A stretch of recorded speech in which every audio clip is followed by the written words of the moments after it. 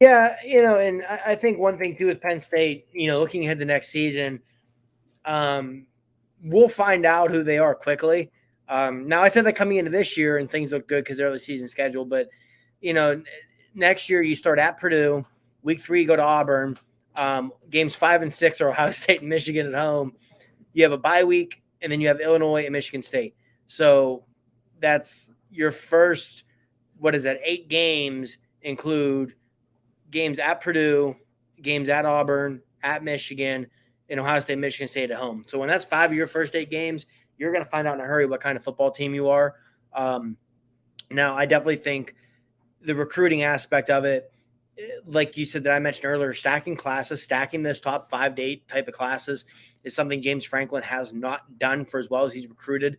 His only true top 5 class came in 2018. And unfortunately, that class really, for the most part, did not pan out.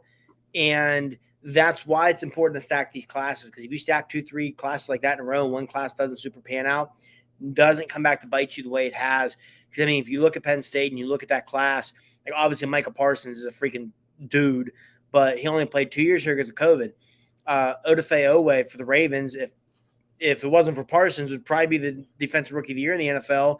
And it was probably like second half of last year where you saw the wheels really starting to spin for him, and he went to the league after 3 years. And outside of those two, like there's just a lot. I mean, and it wasn't all their fault. There were some guys who had heart conditions, who had to retire early, and just a variety of things. But that's why it's important to stack those classes.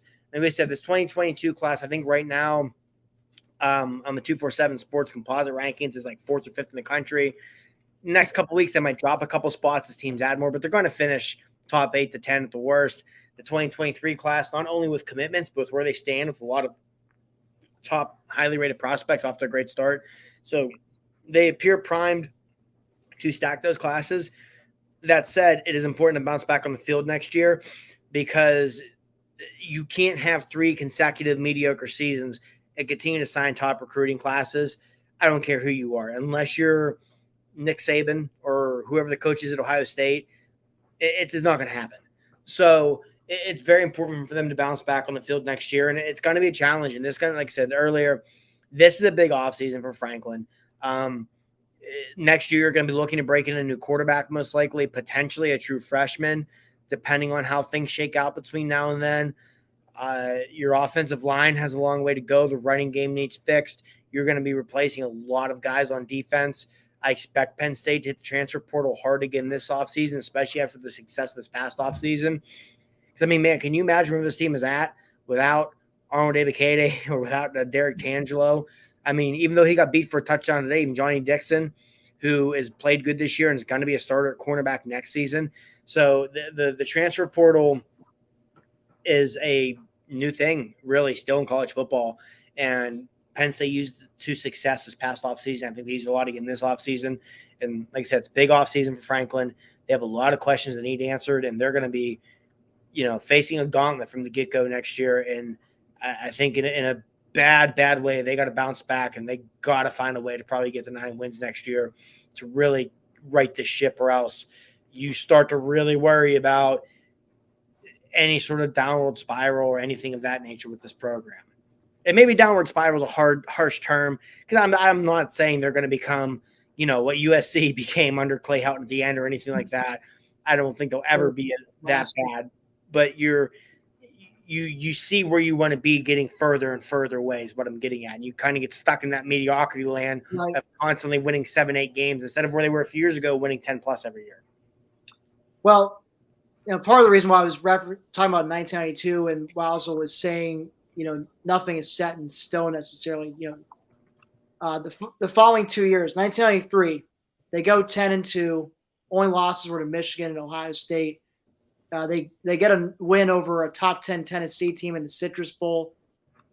And then they use that as a springboard the following year, 1994, to go undefeated, win the Big Ten, win the Rose Bowl, and subsequently get screwed by the pollsters, who will go to Nebraska #1 because there was no BCS or playoff back then. But if there was, I have no doubt in my mind they would have won it, because that offense was and will remain the greatest offense I've ever seen in my life.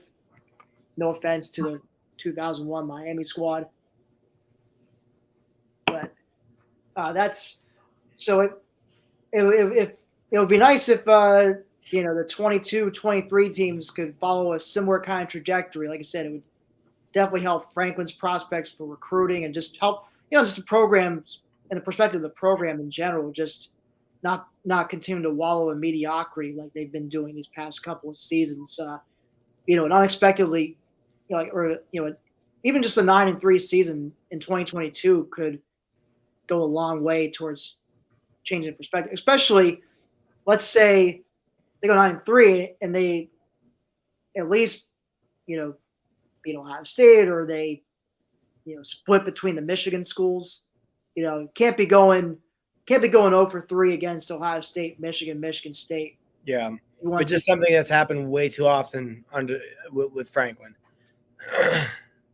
To be fair, let's say during that 4-year stretch where they got 3 11-win seasons, and in 4 years they avoided that, except 2018 when they didn't. Right. But before, the only other time that happened, this is the only other time in a non-sanctioned. I mean, not a sanctioned, but the first 2 years they were still reeling from sanctions. Roster-wise, they didn't have the full allotment of scholarship kids, so I can sort of excuse it in a way. Yeah, and I think there's probably plenty of Penn State fans out there who don't want to hear this, but honestly, the on-field results in 2014, 2015, you can throw those out the window, because James Franklin in 2014, 2015, his job wasn't necessarily to win football games.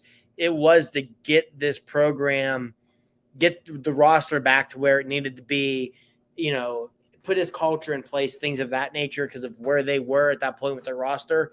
You're going up against Ohio State in 2014, for example, who goes on to win the national championship, and your starting offensive line has a walk-on and 2 former defensive tackles who, no knock on Brian Gaia or Derek Dowry, especially Gaia, who went on to have a decent career, weren't guys who should be playing offensive line in the Big Ten.